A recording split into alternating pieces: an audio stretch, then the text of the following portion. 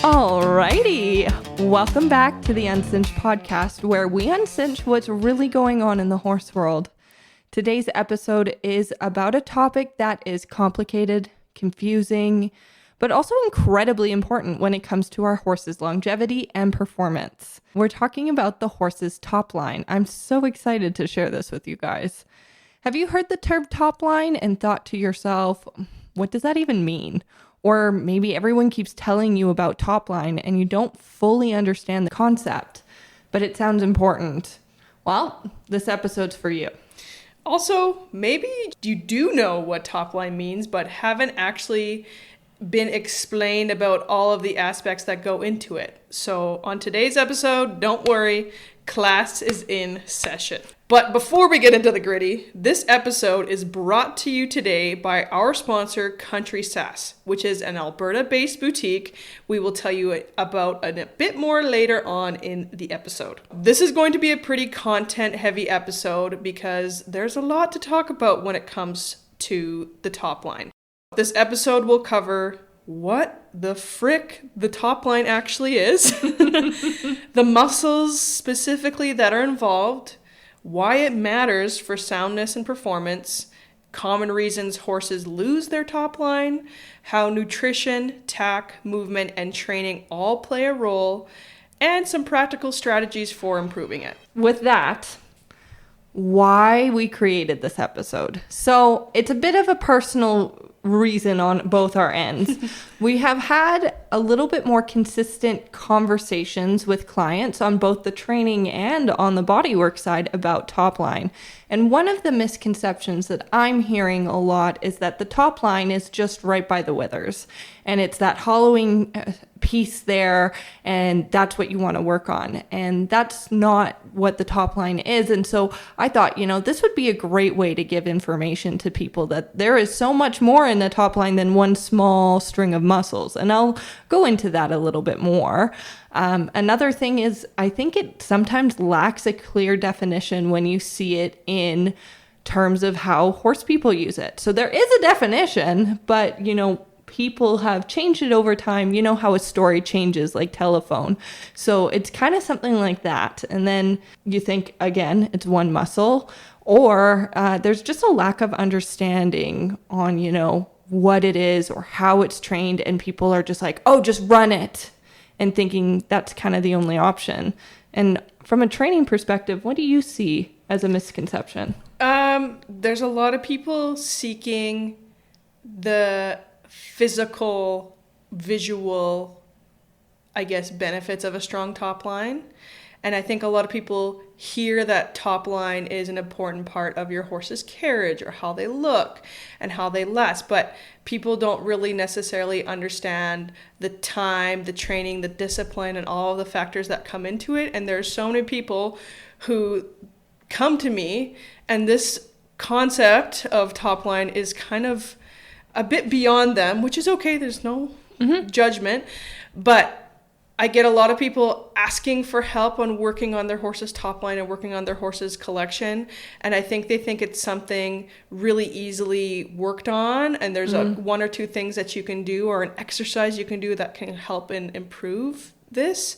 But in reality, like it's a very deep subject with a lot of different impacts and a lot of different, influences on how this part of your horse gets developed. And I just think a lot of people are kind of jumping on trends and are also maybe jumping on what people tell them or what they hear, and they don't actually understand what is happening when they're trying to develop their horse's top line.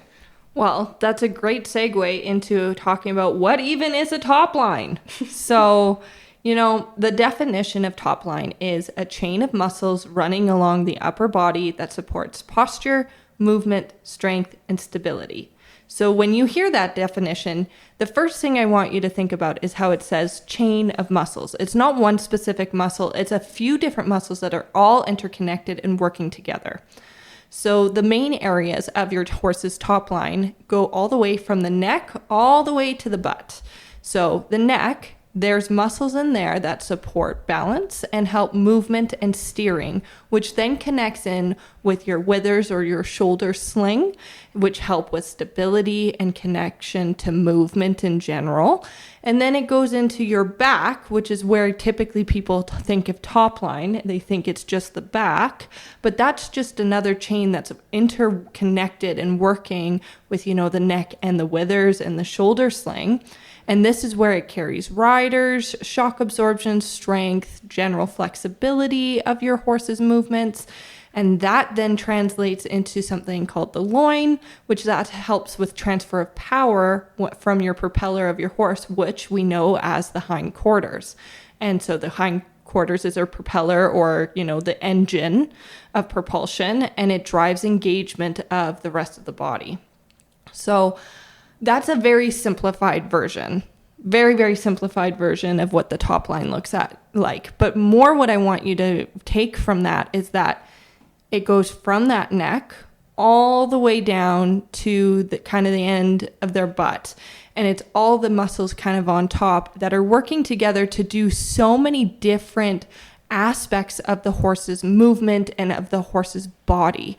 And so if you're thinking that it can be fixed in one go, this is where you can really reflect on it and go, oh, wait a second. If it's a chain, I have to do multiple different things to really set my horse up for success. And it's not going to be an overnight fix. So that's kind of what the Topline is. I'm going to get a little bit more specific. You know me by now. I like to get nitty gritty into specifics and tell you all the muscles and tell you all of the duodenum and all that fun stuff. But so the main muscles that are engaged, I'm going to give you the name of them. It's okay if you don't know what that is. You can look it up. We might have some resources that we can show you kind of the look of it.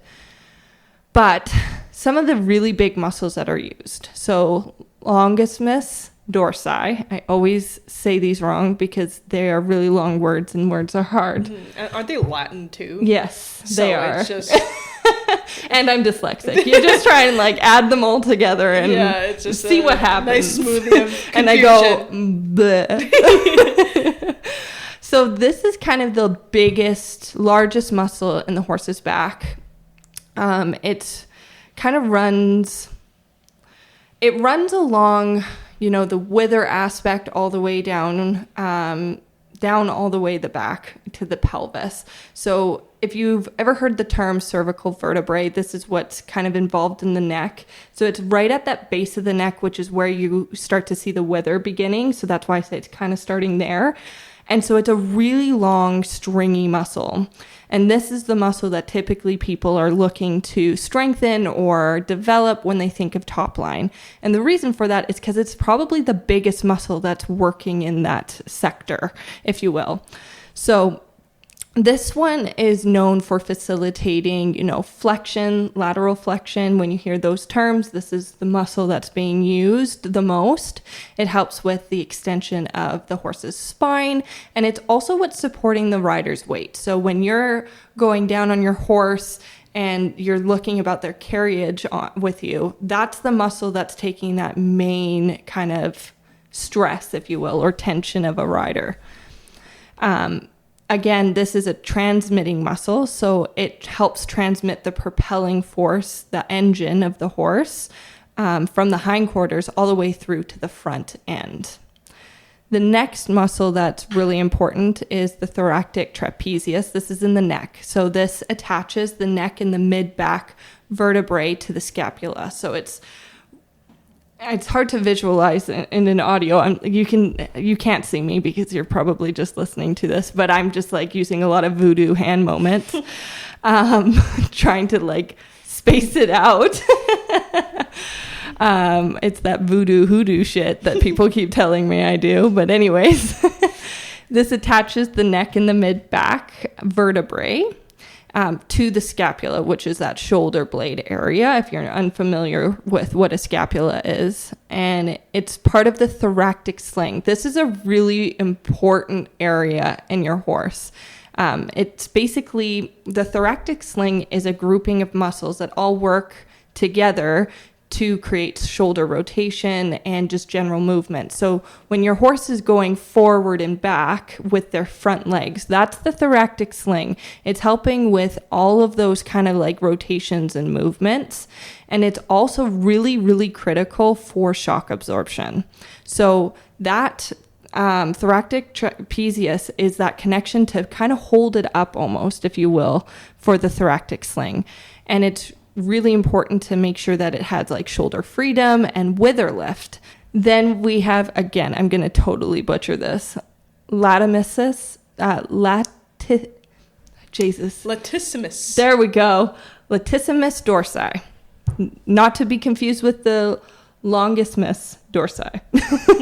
They look the same, but the difference is that the latissimus dorsi connects the upper and mid back vertebrae down to the lumbar vertebrae and the humerus of the horse. So, like I said, there's a lot of kind of different muscles all working together.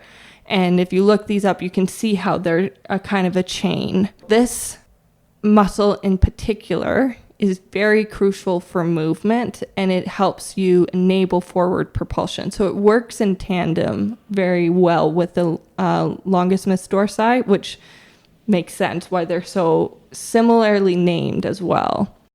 And it helps with flexing of the shoulder and retracts the front limb. It also pulls the body forward when the leg is planted, which is kind of cool, and gives you kind of some information and visualization of that. It's also really integral for stabilizing the spine and maintaining balance throughout the barrel and the rib cage. So it's kind of helping hold that up as well. And it's kind of a little bit more towards that lumbar vertebrae, which your rider typically shouldn't be into, but it helps facilitate like the holding of that area, if that makes more sense. Those ones are kind of the main three that I think you should really know exactly what they're doing when it comes to this. Obviously, there is more muscle engagements that are included, but I think if I keep going down this rabbit hole, it might get a little convoluted and a little bit hard to see, especially since you don't have a visual that's necessarily helping you figure out where these things are going. But I think those are the main muscles that I really want you to think about when you think about Topline. So, why does Topline matter? Well, there's a few different reasons why Topline matters. I think some of them are fairly self-explanatory, but in general, it impacts everything about your horse. Your horse cannot function properly without a Topline that's at least semi-functional. Otherwise, it just affects their movement, which can include, stride length, and it can affect their balance as well as engagement, collection, a whole bunch of things. So I'm going to let Taya talk because I think I'm taking over the mic, and she'll talk to you about all the impacts it has. Okay, so let's talk about the first one, which I think is kind of basic and standard and what everyone is going to care about, whether you want to chase cans or cut cows or jump fences. Let's talk about their movement and their stride length. Yeah. A tight, weak, and sore top line is going to impact your horse's overall movement, especially the stride length, which matters in all aspects of horsemanship, especially when you start to get into the competitive realm of it. Mm-hmm. If the back is weak, sore, and tight, it's going to be physically difficult and possibly painful for that horse to stretch out and cover ground, especially when there's a rider on top of them. Whereas a top line that's strong and relaxed is going to be able to support the correct movement and extend the stride length of that horse, thus giving it more power, which is beneficial in all aspects of riding. And I'm thinking about in one of our confessions episodes, recent ones, someone talked about being a body worker, allegedly, and how they felt that tie downs were one of the worst things for horses' bodies. And I think her point was a horse can only stretch as far as its nose. I'm just, side note, if you want to listen to that episode, go check it out. Yeah. Yeah. But I think it goes to kind of talk about this a little bit too, where it's like stride length also is affected by, you know, the reason why she's suggesting that it only can go as far as its nose is through top line of it connection in the neck. So if that tie down is holding its neck down, it cannot properly move all of those muscles. And I think that's something to take away from it. Totally. Anyways, the next thing that we want to talk about why top line matters is your horse's balance.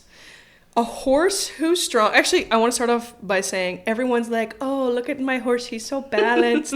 I want my horse to feel balanced. Oh, that felt balanced. Okay, what does that actually freaking mean? Yeah. A horse who's strong and well-conditioned is going to be able to hold postures that will give you an advantage no matter what your discipline is. Yes. So a horse who has better balance or stronger balance is going to be less likely to stumble, fall, and hurt themselves, and they're going to be able to hold the postures that is required for them to do the discipline. So that's, if they're a cutting horse, they've got to sit down on their hocks and they've got to get down in the dirt and hold that posture while they're waiting for their cow. Or if they're a barrel racer and they've got to get deep into the ground to go around that barrel as efficiently as possible. Or maybe they're a jumper and they have to literally go 6 feet in the air and then land while holding somebody. A horse needs to have a significant amount of strength in order for that to happen. And balance is strength. And a horse who does not have balance, it's a stumbly and potentially dangerous horse. I can personally talk about this one. I won't go down the rabbit hole. But long story short, my horse got really sick one year, many, many years ago.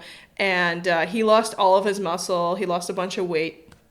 And as a result, I was trying to rebuild his balance back, or his top line back, his muscle.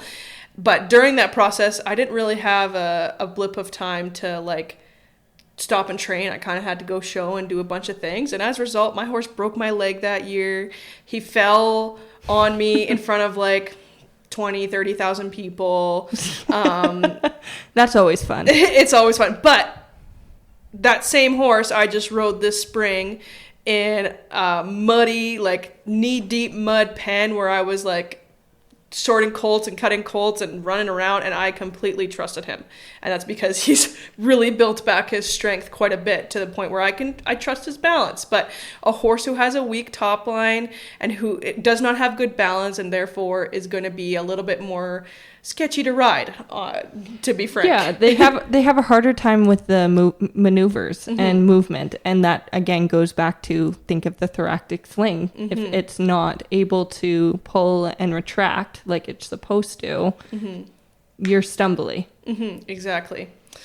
The next thing we want to talk about is engagement. So when that chain that we talked about, that is the top line of the horse, is connected from the head and neck all the way through to the hindquarters, if that part of the body is strong, conditioned, and working well, it allows energy from the hindquarters to flow forward. And this energy that flows from the hindquarters forward is infamously known as your horse's engine. We also call this impulsion. There's a lot of words out there that I think people use and don't actually have an education on. So this is your time to learn those definitions. But impulsion, engagement, that is basically controlled forward energy from the hindquarters. A horse who's not engaging well from the hindquarters is a horse whose center of gravity or weight is primarily on its front end, which becomes troublesome for your horse's physical longevity and how well they perform in whatever discipline you're in. Yeah. I also want to say that you can tell if a horse is in a fake carriage if they just have their nose tucked in, but there is no engagement of their hind end. Yeah. Highly competitive and athletic horses, also if you're wanting to start to develop your horse's top line, they usually need to wear protective boots because horses get to a point where they get so strong that their hindquarters reach so far that they end up kind of nicking themselves and hitting their fetlocks and their heel bulbs. So a lot of high performance horses, again, if this is something that you're unfamiliar with or you're wanting to learn about, This is why equipment like bell boots and splint boots are used, because when a horse is engaging their body and maybe they don't really understand that yet, or they're still kind of in the process of building their strength, or they're trying really hard and they're in the moment, they sometimes step too far deep and they end up nicking themselves. Yeah, and I think that's a great point to bring out. Why are bell boots and splint boots used? Because a lot of time I will see people using equipment that it doesn't necessarily make sense why they're using it, or they'll put it on and you're like, okay, but why? And they couldn't tell you. So I think it's great to be able to bring that moment of saying bell boots and splint boots are used for this overextension of the leg. And so maybe if they're in the field, they don't need those things or those kind of aspects. Yeah. And also, you know, why are we doing something? What is something that I can do? Like if your horse is running into its fetlocks or running into its heel bulbs, if that's going to inhibit them from engaging themselves, you're going to want to put some protection on. Yeah. And that is a piece of equipment. There's different styles, but that's seen in both English and Western. Especially in speed events. Yes. Because you're just moving so fast. They're moving so fast that they're just trying to propel themselves. Yeah, exactly. They are using their hindquarters, their engine. They are engaged. The next thing I want to talk about, and good golly, she's got a lot to say. I've got lots to say. Is collection. Everyone's favorite thing that they want to achieve with the horse, which there's nothing wrong with that. There's nothing wrong with that. Every horse can benefit from collection. But what the fuck is it? Yeah, what is collection? What is it? The most popular thing that every good equestrian is trying to achieve, no matter what their discipline, is collection. And what is it? Is it just the posture of the horse's head and neck? Is it how they twirl their poll? Nope. Is it the way their shoulders are moving? Is it their body is supposed to be a rainbow? Is it how much weight is on their hind end? What is it? This is such an important topic that I feel most people blindly chase, which is, I think everyone has good intentions, and I don't want to say, F you're chasing collection. I don't want to say that. But people blindly chase this without a genuine understanding of what is going on and how it's achieved. And I feel like when you're trying to achieve something and you don't understand how it works, you can end up doing a lot more damage than good. So let's talk about the literal definition of collection in horses. All right. So the literal definition from the Googs. From the Googies. It is a state of balance in which a horse shifts its weight backwards onto its hindquarters, lightening its front end. And have you noticed, none of this says pulling their head all the way into their chest? Yeah, none of it does not say your rainbow? Horse's chin is tucked in. There's no rainbow.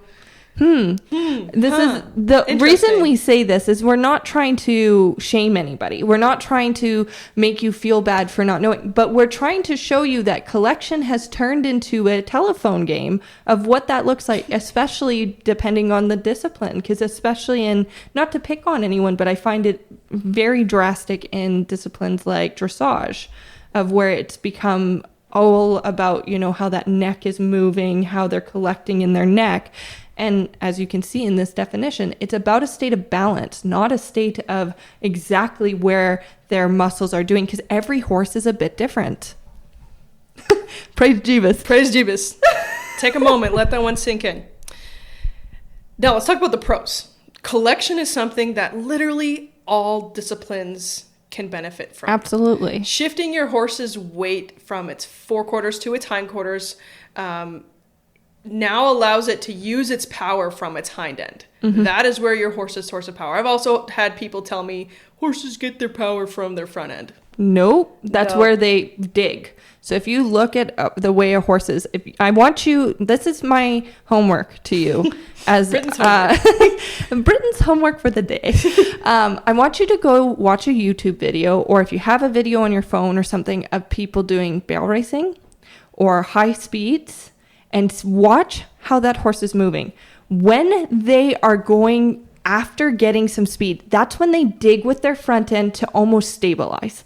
So if you watch that, you can see how that propulsion is really pulling them forward, and their shoulders are used almost, and their front end, I'll be more specific, at their front end is almost using to kind of plant and dig into the spot to stay in that area so that it doesn't push them too far forward.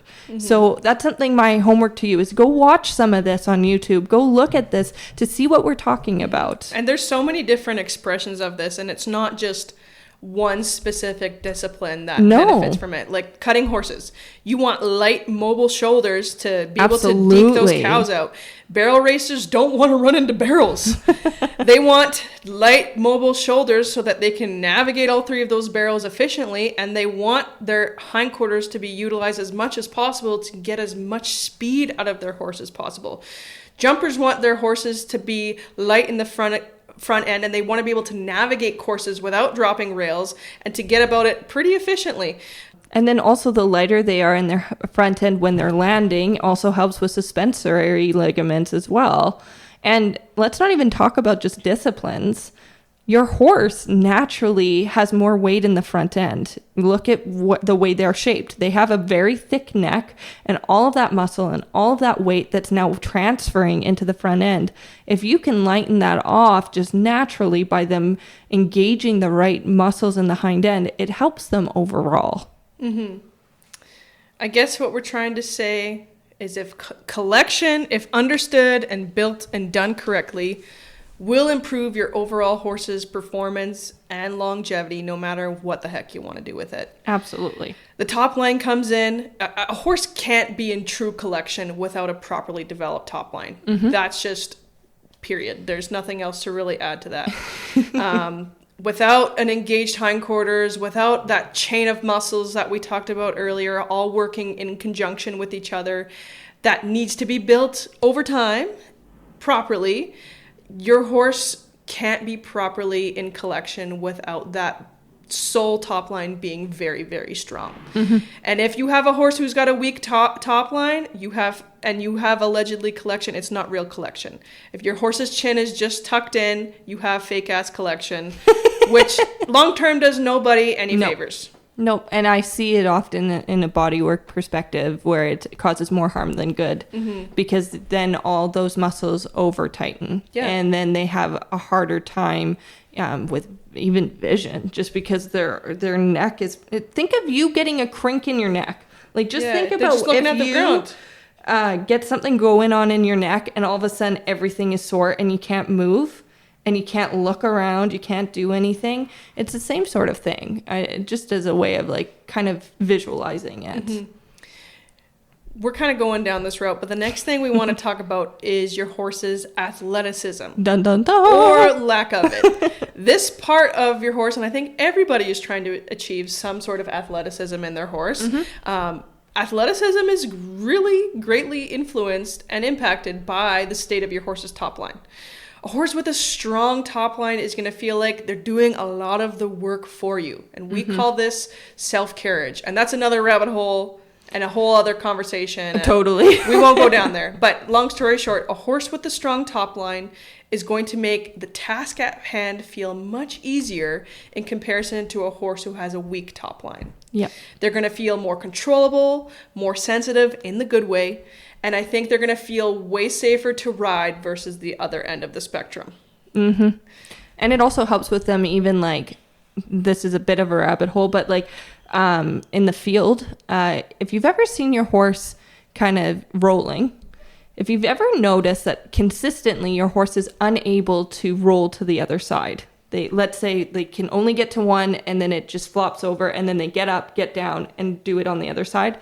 That is an indicator that the top line is weak and tight. The big thing is tight.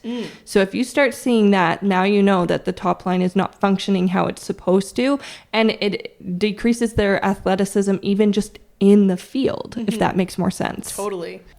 Under saddle, what a weak top line can feel like, since we're kind of talking about that now.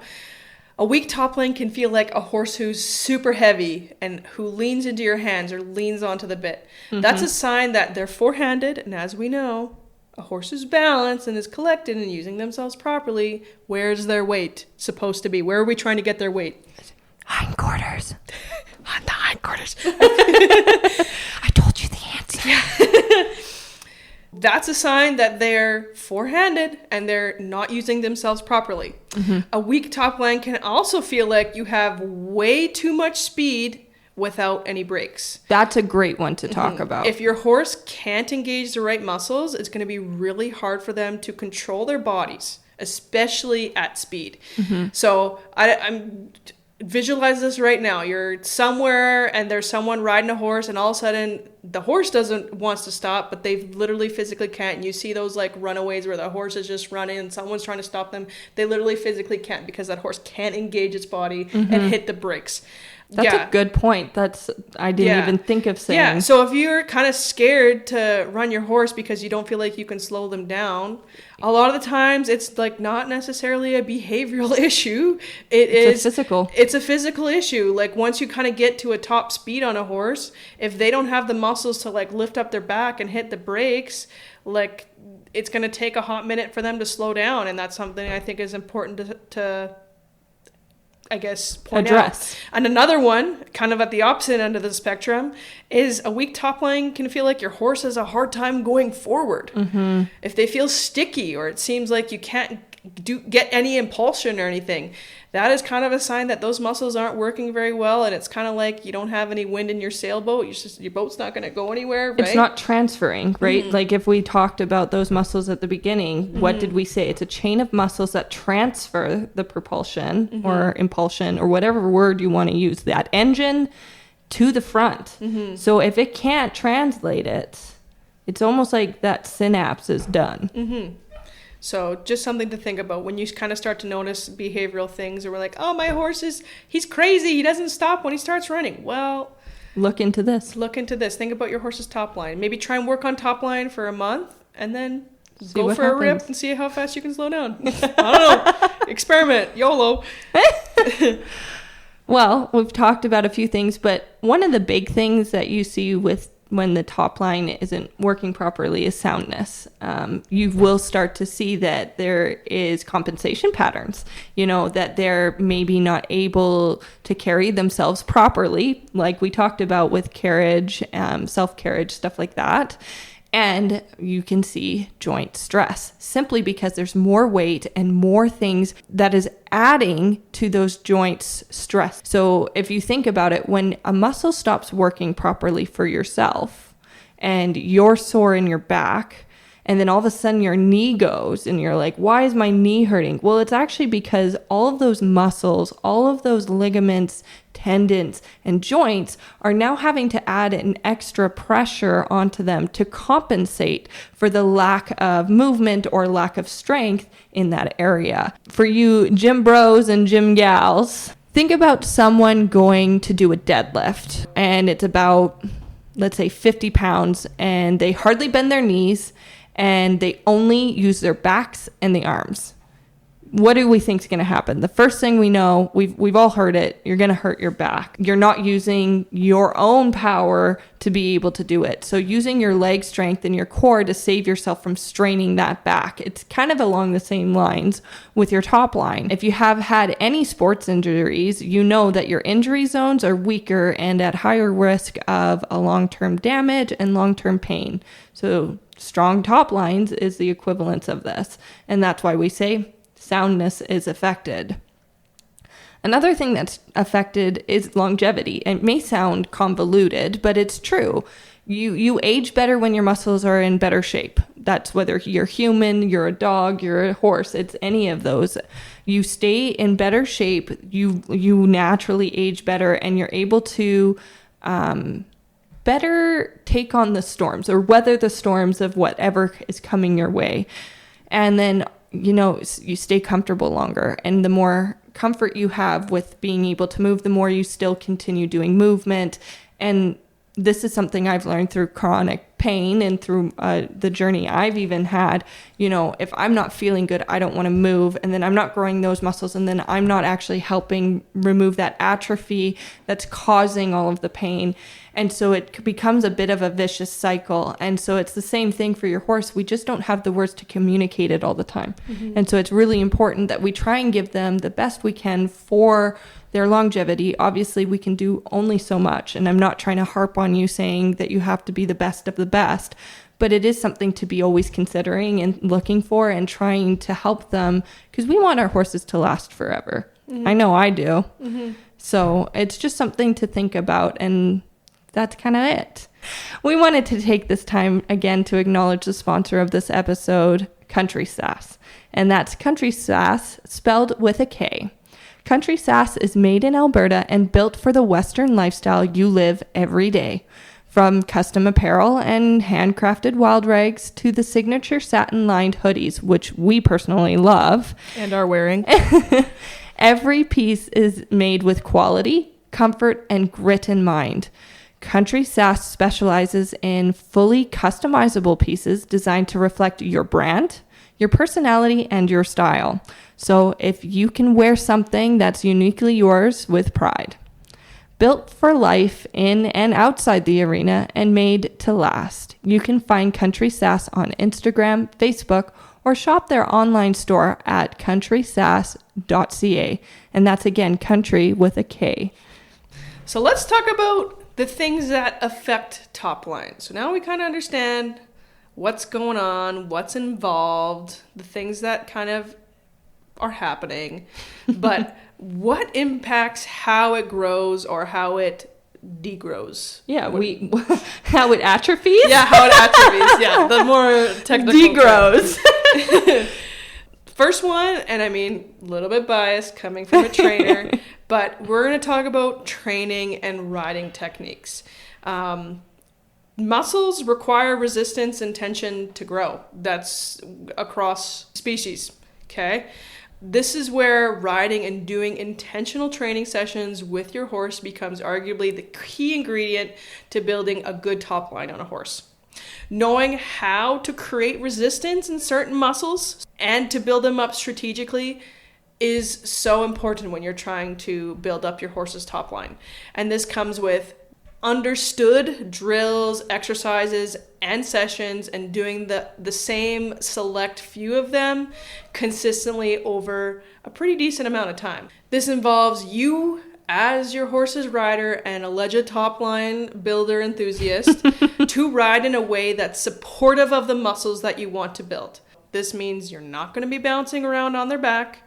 You want to have your center of gravity nice and low, and you want to be able to ride in a way that does not cause you to hold your horse's face for balance. And those are just a select few that I wanted to name. But yeah.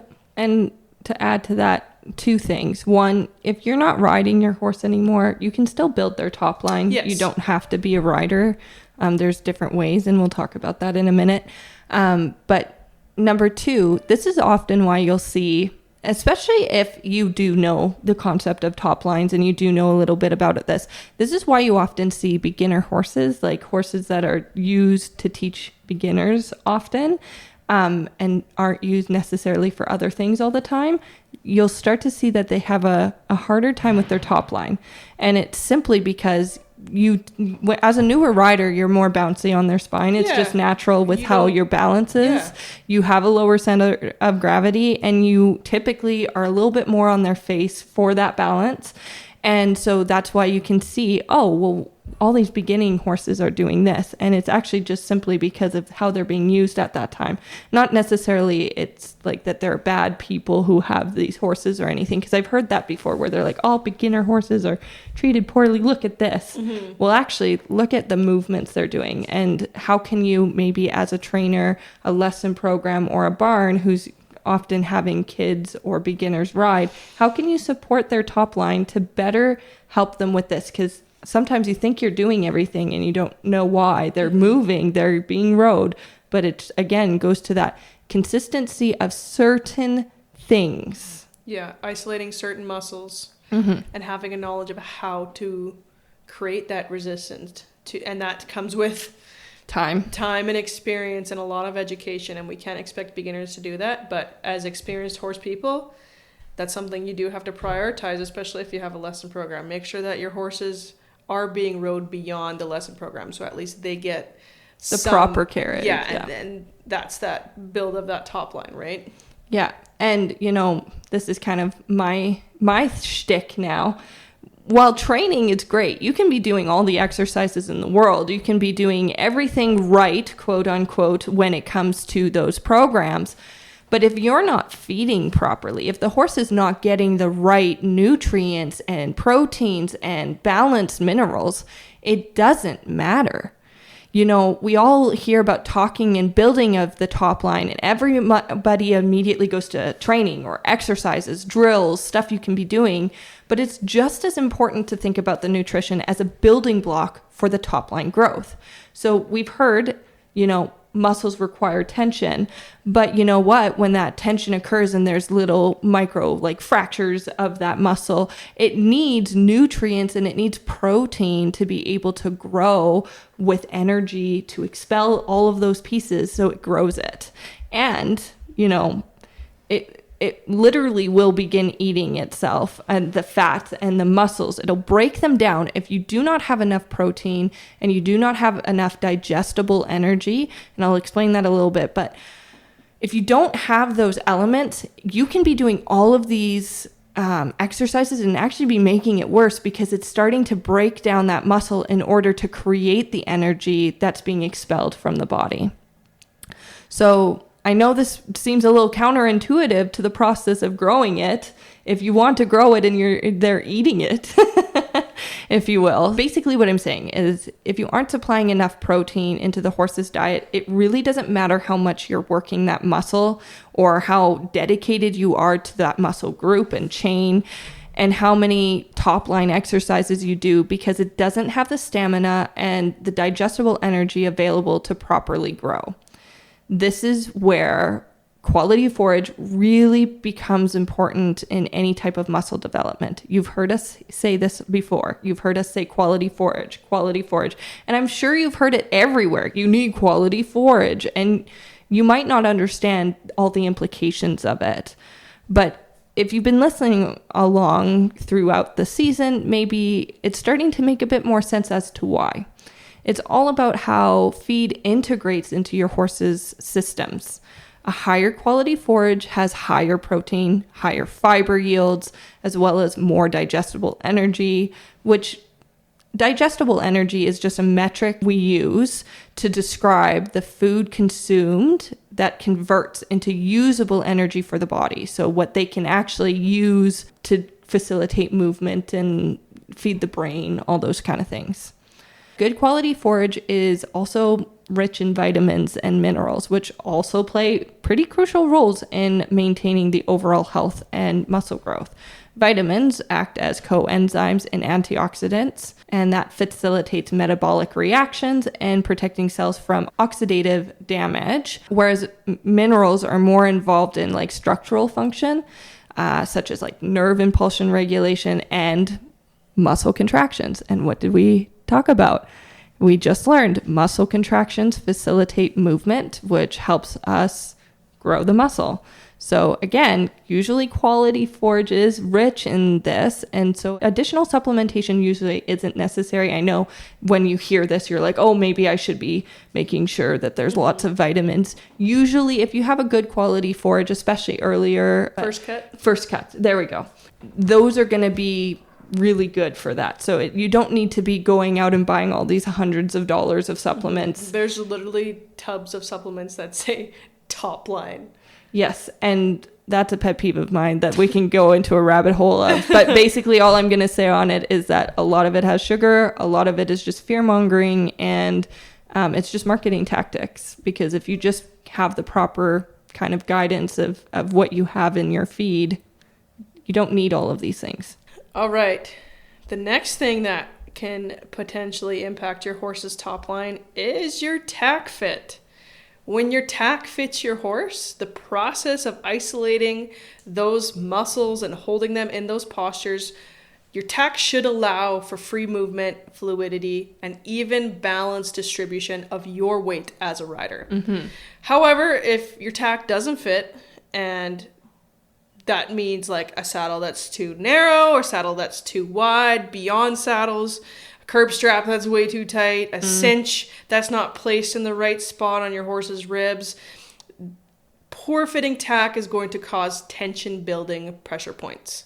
One thing I want to point out specifically that you don't see very much anymore, which I think is a good thing, but I feel like as a kid I saw a lot of these. Have you ever seen or heard of a saddle sore? A saddle sore is a white patch of hair that's usually along the longissimus dorsi. Isn't that the longest? That Yes. Basically behind the wither. Yes. Well, You got it. You got it. Oh my god, I passed the test.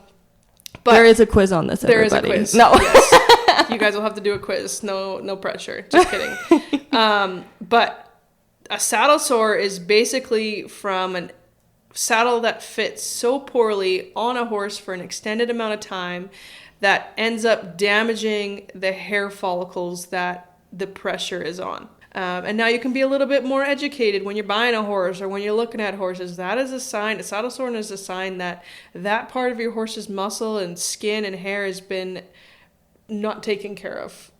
Yeah, and it sometimes can also become really black if you have like a horse, let's say, that's like more of a blue roan. Yeah, you'll roans. see that. So I just thought I'd mention that as well, where all of a sudden it has like a weird patch that it shouldn't. I know Rumor has done that to me. He decided to take off all his hair up on his chest. And then it grows back black. It has grown black back, and it's just a perfect freaking square on his chest. Once you go black, you never go back.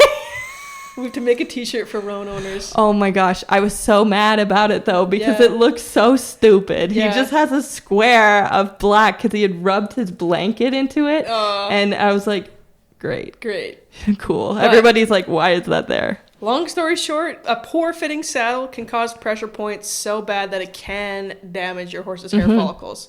And like, think about it. How can that muscle build when it's being pinched or pressed on and has someone's ass on top of it? Whether you're a skinny queen or a thick angel, I don't think it. Goodness. Yeah, and something I commonly see whenever I'm coming out for horses who might have top line issues or saddle fit issues is hollowing right by that wither. Right at that area, it's kind of got like this Nike check.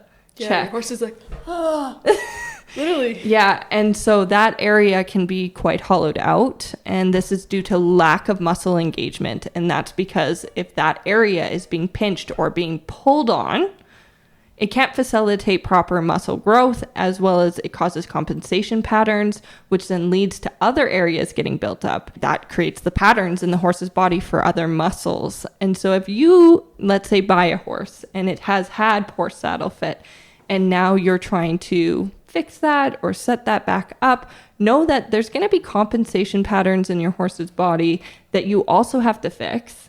And then it could lead to more soreness, and it could lead to more other things going on until it starts to build a bit. But be aware that it's not immediate. I like to use it as an analogy for when you're fitting a saddle.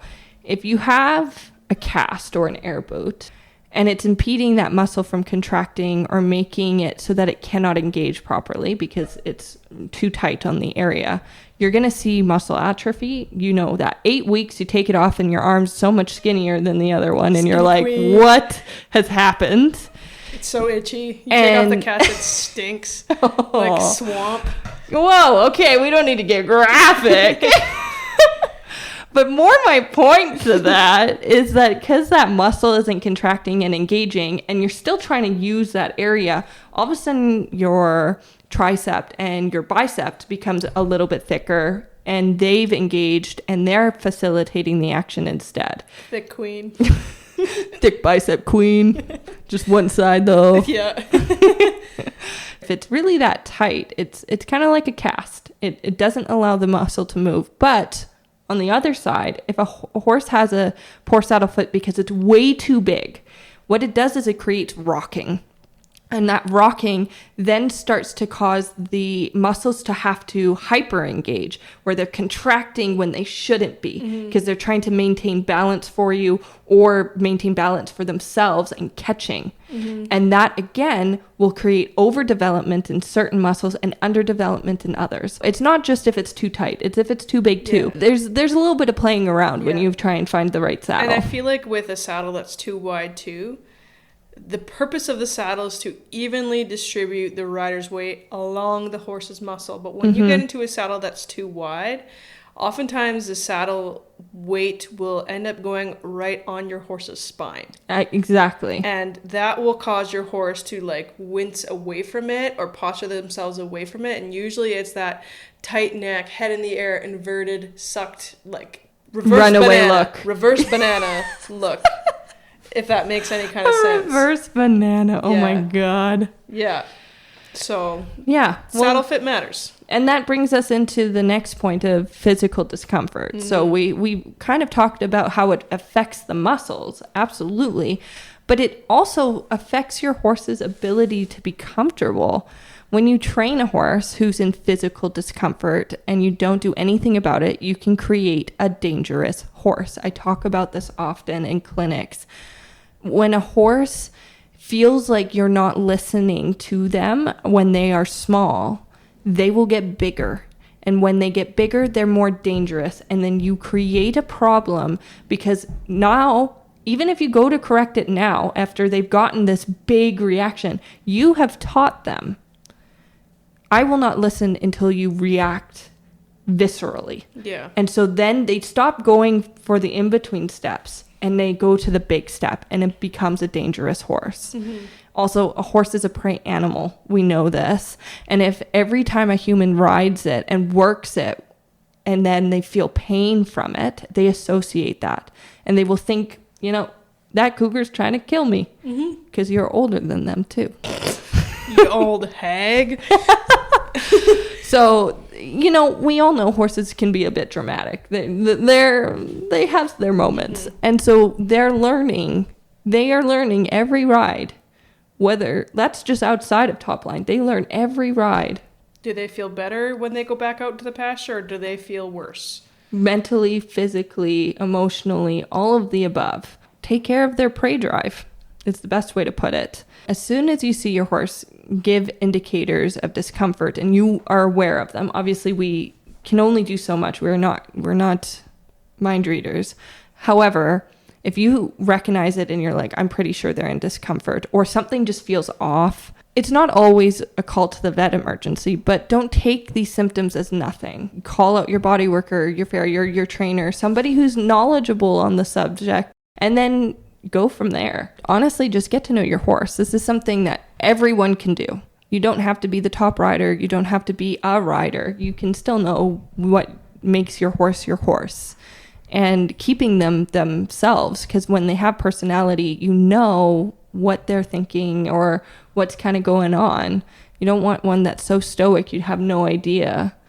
So spend time with them so that you know what's normal, what's not, and then also so that they can see you in a different context. Physical discomforts can cause so many more things than just problem zones of behavior. You can see it cause imbalances or improper muscle building, which, as we have been seeing a theme, the top line is a chain.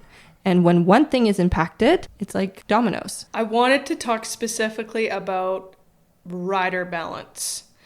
This is one I feel like gets forgotten, as I'm going to be frank, people in general don't really like to take ownership of many things in life. And I'm feeling a little savage today.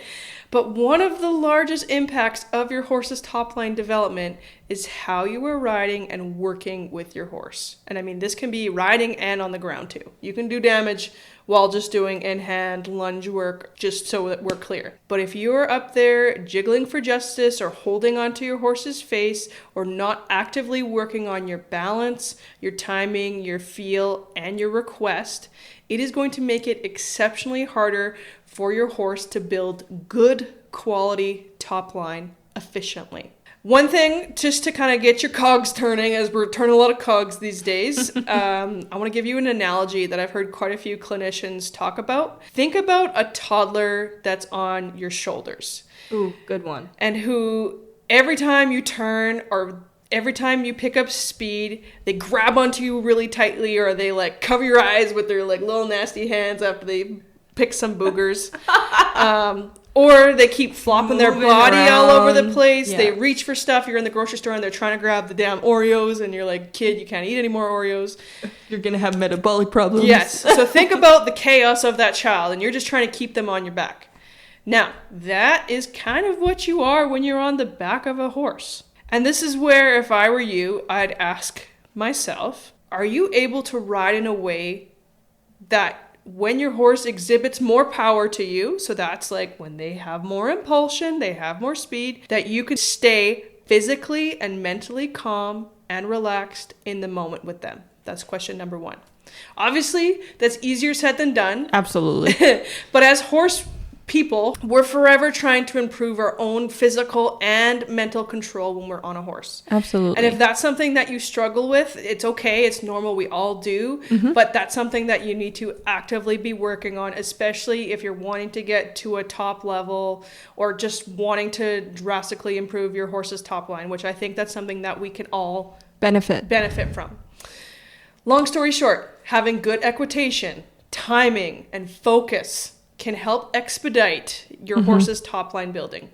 And being out of their way and postured to support them is key. I'm saying this as someone who I ride a lot of horses, and I have to actively work on my balance, my timing, and my feel every single day, and I still struggle with it. So I'm not down here preaching to you guys. It's a long life. It's universal. Yes, but I think it's something that we do need to take ownership of, and we all need to be actively working on. If you're using your horse's face for balance, if you're sitting unevenly, again, it makes it really difficult for that top line chain that we've talked about to work all together, because now the horse has to work around you. Long story short, as much as you want to focus on your horse's top line and build that's awesome.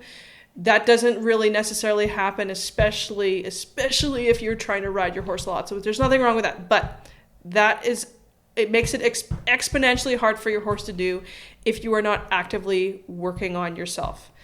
Don't expect results overnight, but take responsibility for your impact and your role in the development of your horse, especially when it comes to the muscle point of view. And something that I just want to add, because it's something that I struggle with, is balance, and that's due to physical ailment that I will never fix, and that's okay.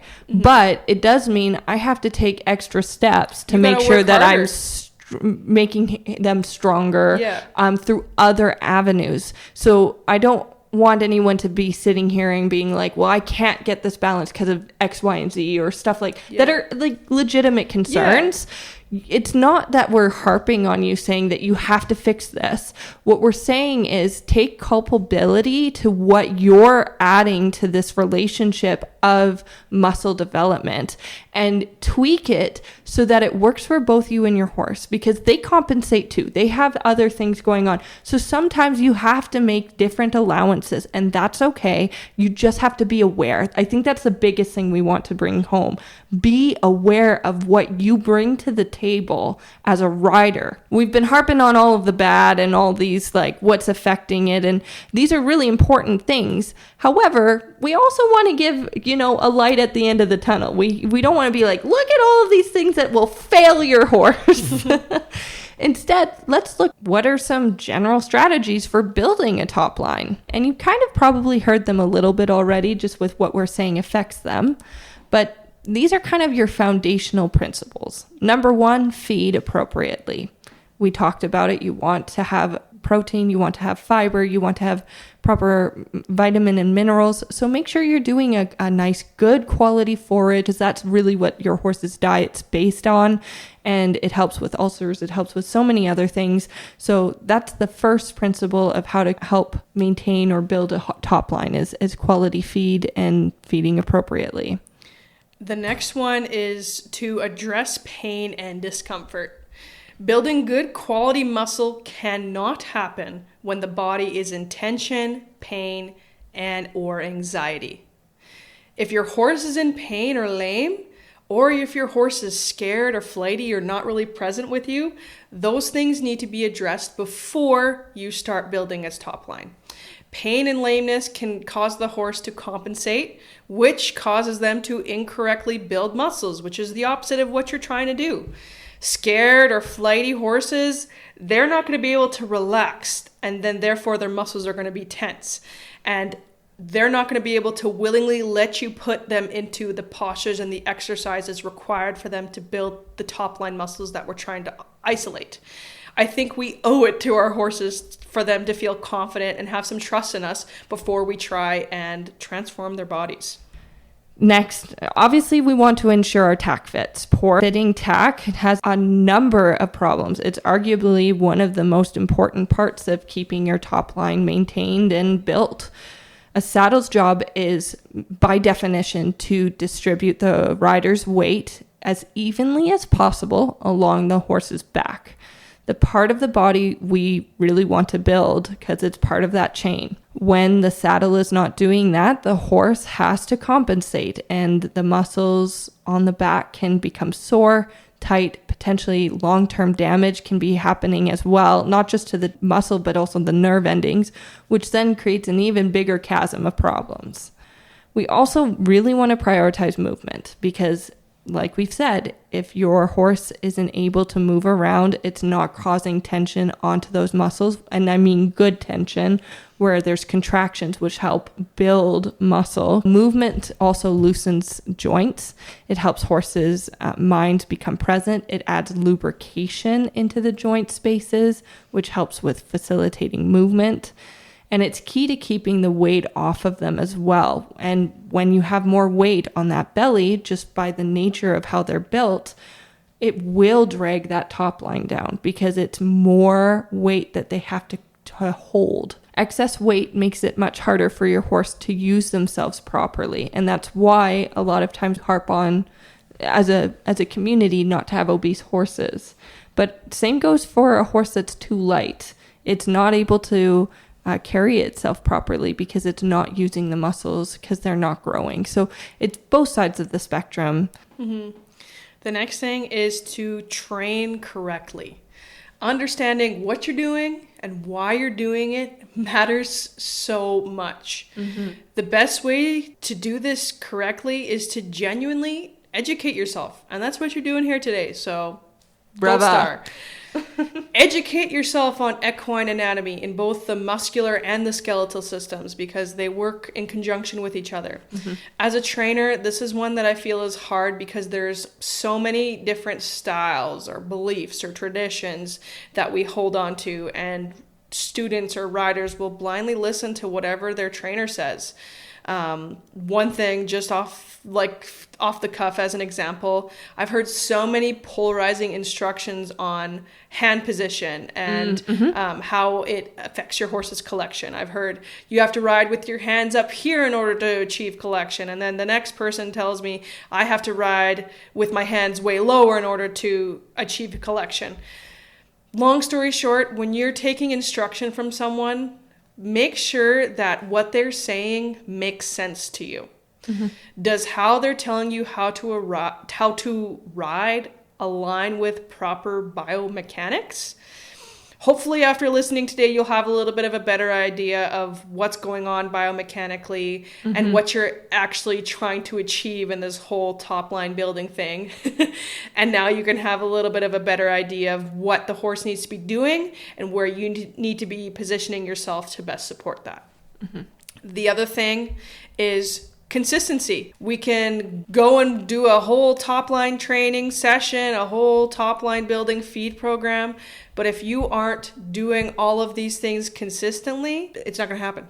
And at very least, not in a quick way at all. No. One of my favorite sayings and one thing that I've heard many times was Rome wasn't built in a day. Mm-hmm. And one of the hardest things in life in general is being consistent. But when it comes to building your horse's top line, I think this is one of the key components. Mm-hmm. In order to see results, you need to activate specific muscles over and over and over again to start start to see change in them, to start to see an increase of strength in them, to start to see an increase of bulk in them, whatever you're trying to seek. Consistency and repetition is the key to creating change.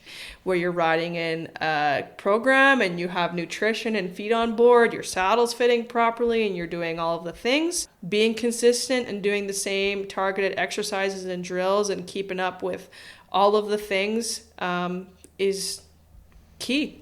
I think a great analogy for us humans is going to the gym. You're going to build muscle faster if you go to the gym more often. It's not saying that you can't build muscle if you just go twice a week or if you go once a week. It just means it's going to take much longer. But if you're going to the gym once every 3 months or less than that, you're not building at all. You're just not putting enough strain, but that's not necessarily the right word, but strain on the muscle to be able to grow. So think of it that way. The more you're doing it of those consistent, same targeted drills, the faster that muscle can grow. I know, this was a lot of information. Mm-hmm. My brain kind of hurts. And we might have thrown a little bit of a jab at you once or twice, but we aren't doing it out of menace. It's 100% out of tough love to try and help you and your horse be better and succeed. And we want you to succeed. We want to take another moment also to say thank you to our sponsor, Country Sass, an Alberta-based boutique. Make sure to check out her website in our show notes. If you've learned something today that you think is going to help your ride, please let us know. And also, please send this episode to your horse friends, especially those just getting into riding or wanting to get more serious. This is a great way for them to learn this terminology in a very stress-free way without it feeling like you're being attacked or that somebody is making you feel belittled. So this is a great way to learn about it and subtly learn about it. So send it to that friend that maybe thinks they know a lot about the horses and you're like, oh, this is a great episode. Yeah. We hope this episode also was able to clear some of the air on some very gray areas of general horsemanship. And we hope we can offer you some clarity and some guidance on what to look for and why building the top line is beneficial for literally every discipline in horse. You don't even have to be in a discipline, a trail riding horse, any of it. As always, thank you so much for listening to the Uncinched podcast. We really appreciate you.